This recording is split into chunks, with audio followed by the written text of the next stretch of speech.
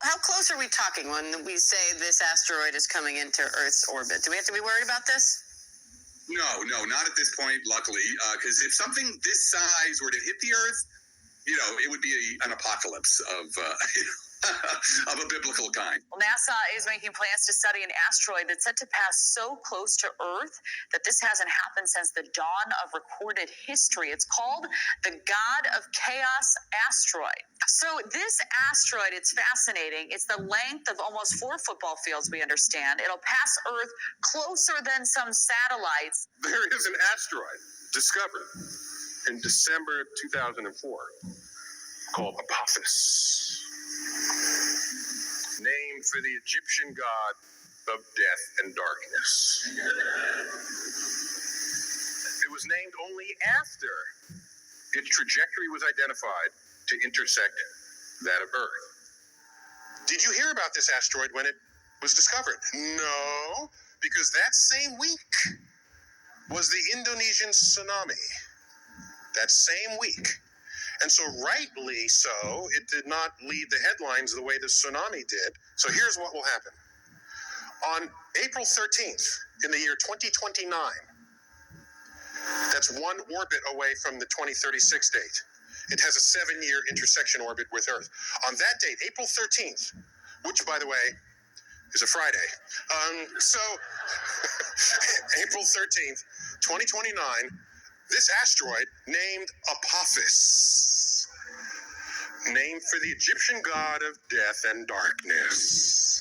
It's the size of the Rose Bowl. It'll get close enough to Earth that it will dip below Earth's communication satellites. It'll be the biggest, closest thing ever to come near Earth.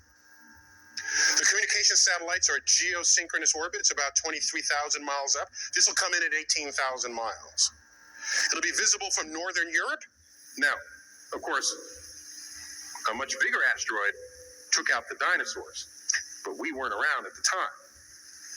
So this is in the era of observing the cosmos with technology. This will be the closest, biggest thing we'll ever see come by. Now, the orbit we now have for it is uncertain enough, because these things are hard to measure and hard to get an exact distance for. The orbit is uncertain enough, so we cannot tell you exactly where that trajectory will be. We know it won't hit Earth. We know it'll be closer than the orbiting satellites. So here's the catch. Its orbit remains sufficiently uncertain. Let me back up. In the possible range of orbits it could have on that fateful day, there is an interval range where if it threads that keyhole, we call it a keyhole.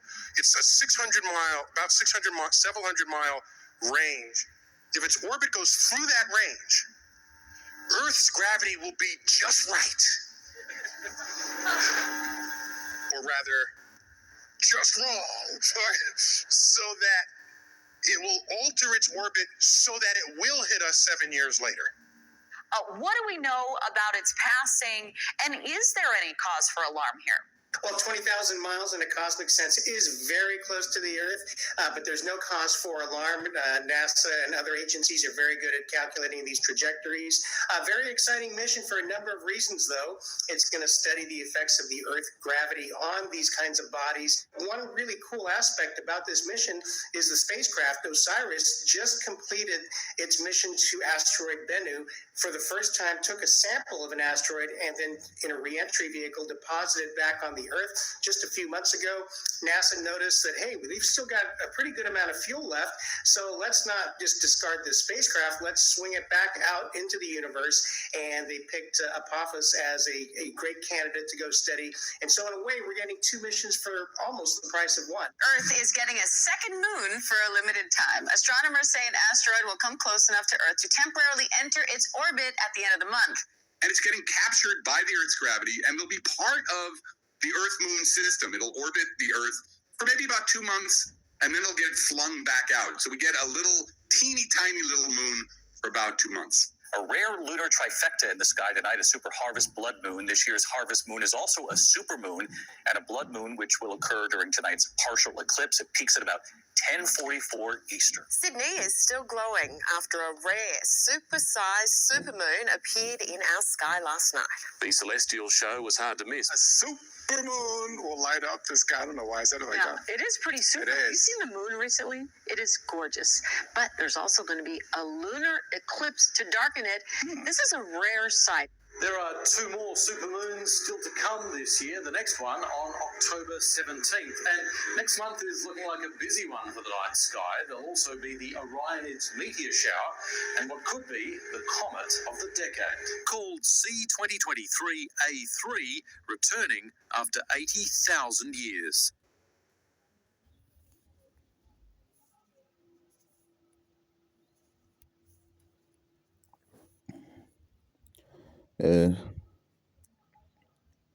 So this is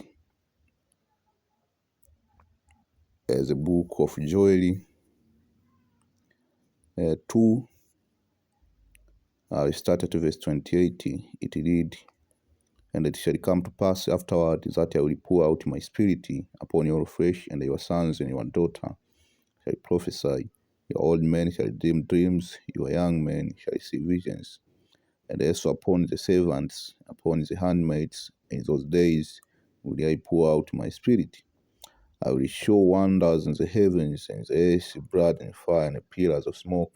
The sun shall be turned into darkness, and the moon into blood, before the great and the terrible day of the Lord come.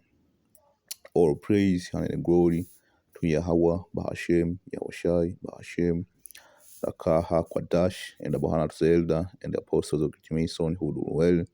A peace, blessing, and salutation to Joachim who are pushing these truths to the four winds of the heaven, being at the forefront of this spiritual war, to make sure Jerusalem is established as a praise here on earth again, as in the days of old. So it is another lesson coming to you through the spirit and power of Yahweh Hashem Yahushai, man. And it is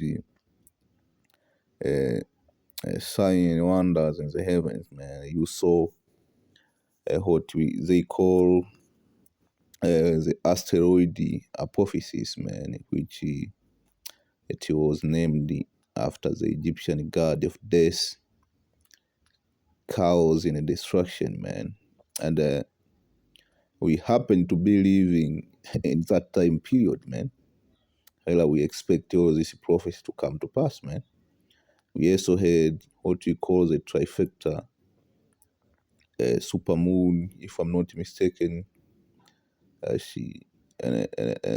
everything else, man, in which Esau happened to see in the second heaven because of his technology, man, or his witchcraft, man. And in that video, you saw Esau have a name for everything, man. You have Osiris. I think it is a comet or something. So everything in the second heaven in which Esau can see, he have a name for it. And if you all go back to pagan worship, man, in which the Moshiach is getting ready to put to an end to that, man. So we saw the main point of this lesson is that asteroid known as the Apophis, man, which that's a sign in the heaven indicative that this current kingdom is coming to an end. And it happened to be coming closer to us. I think this month, they said September, if I'm not mistaken. This is it, man. See, this is it. I see.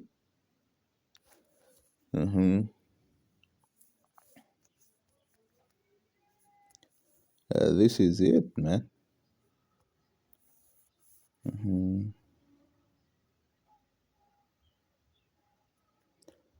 This is the book of Matthew.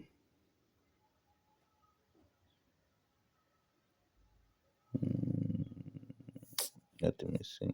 Salakia.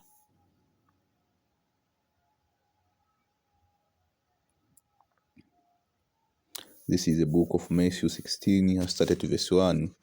It says the Pharisee also, which is a Sadducee, came and tempting, desiring him that he would show them a sign from heaven. He answered and said unto them, when it is evening, you say, it will be fair weather, for the sky is red, and in the morning it will be foul weather. Today, for the sky is ready and lowering.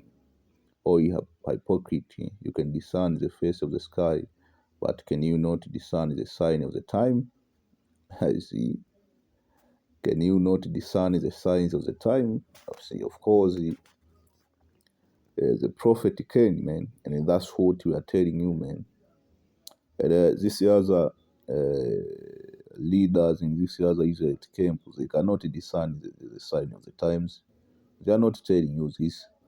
They are not preparing you spiritually, man, for what is coming. But we are here to tell you, man, this is the end, man. You see different signs in the heaven, man. And you have Esau. He's low-key telling you what time you in. You always think that these devils are playing around you when they interpret certain signs in the heavens. They're not playing around, man. These devils are on another level of witchcraft, man. They are telling you, they are low-key telling you what is coming.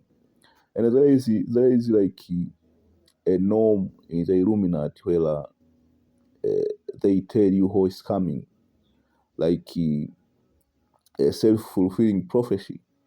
They tend to tell you what's coming. That's why when you watch the news right now, they are talking about a civil war. They are talking about America being divided. They are talking about the American land invasion. They are talking about your cities. They are talking about all these things. They are talking about the financial collapse. They are talking about a civil war, man. They are talking about the nuclear war. So they are telling you what's coming, man. And that's how they get down this lesser Illuminati, man. They tell the mass what's coming. They call it a self-fulfilling prophecy. Remember, these devils, they are trying to act like gods, man. Let's see. And when you read the book of Amos, you will see how the Moshiach get down, man. Amos 3:7. It says, surely the Lord Yahweh Hashem shall do nothing but reveal his secret unto his servant the prophet. The same thing with the wicked elite, man, because they fancy themselves as God, man. So they tell you what's coming, man, through this mainstream media, alternative channel media, man. They tell you what's coming through this monthly prognosticator, man. Let's get that, man. Let's get that.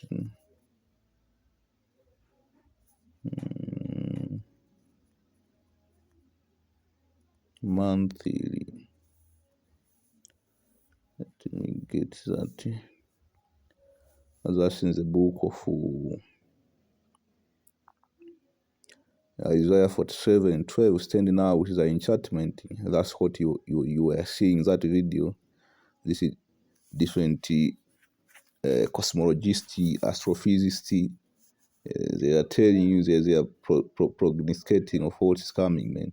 And with the Matthew, thy sorcerer, when thou have labored from thy youth, if so be those that will be able to profit, if thou be thou mayest prevail. Thou art well in the matter of thy counsel, man. See? And Esau will tell you some of his counsel, man. Let now the astrologer, the stargazer, the monthly prognosticator stand up and save thee from these things that shall come upon us. And that dude told you that NASA and the scientists, they are very good at calculating this thing, hot thing, man. The sign of the time, in indicating the end of this empire. They are very good at calculating it. If you heard him, you see, because they can read the stars, man. Remember, the wicked were able to tap in the tree of good, of the knowledge of good and evil. That was going to the constellation. They can read the constellation. That's why the elites are able to know who was a prophet. Going back into the book of Acts, the demon knew Paul, who is Yahushua, man, because they can tap into the constellation. They can read different things in the constellation because everything is written in the constellation, man. It is all at wearing the mantle of their country. They know prophecy, man. You see, that now the astrologers, the stargazers, the monthly prognosticators stand up and say receive from this thing that shall come up upon thee. See. So let's go to the book of Ezekiel. I think it is Ezekiel 28, 3 or 4. It is 3. It says, behold, thou art wiser than Daniel, there is no secret that they can hide from thee. That is literally. There is no secret that can hide from these devils, man, because they can tap into the tree of knowledge of good and evil, man. They know who was a prophet. They know what time is it, man. They know, man. They know. You see?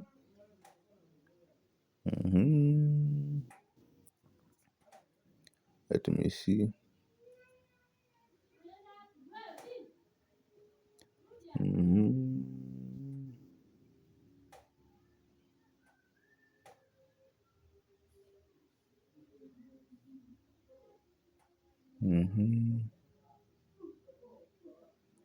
Let me see something. This is the book of Daniel 2. I've started verse 1, and in the second year of the reign of Nebuchadnezzar dreamed a dream wherein his spirit was troubled, and his sleep break from him.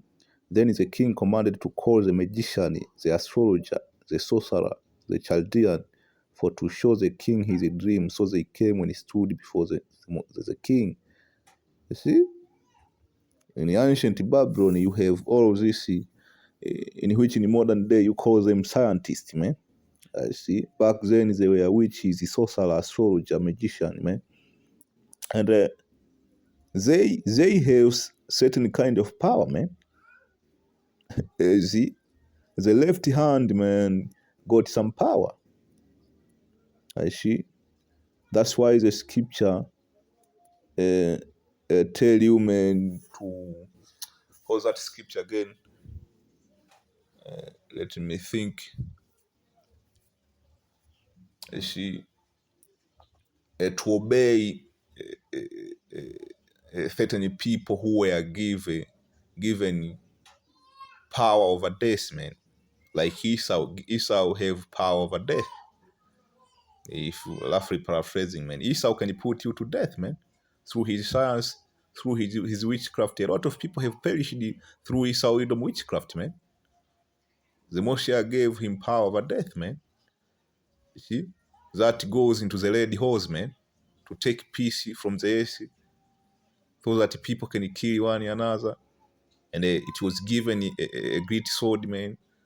That also goes into his witchcraft, his science, man, his gem warfare. It's just different diseases, man, or plague. See, if you go in a study, there's a history behind it. There's a history behind that. His Jewis's, man. He can take your life, man. You see? So the left hand got power, but the right hand is much more powerful. If the Moshiach is not dealing with you, amen, the left hand have power on you. It can put you to death, can mess up your life, can mess up your mind, man. So this magician back then, they were nothing to play with, man.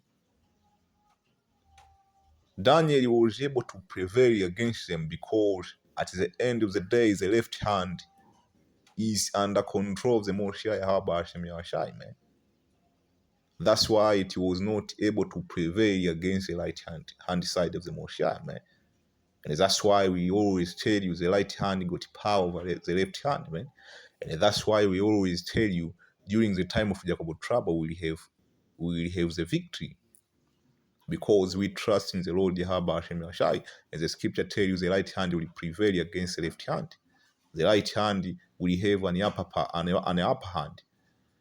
So it is this I say, Shalom. I hope you are edified on to the next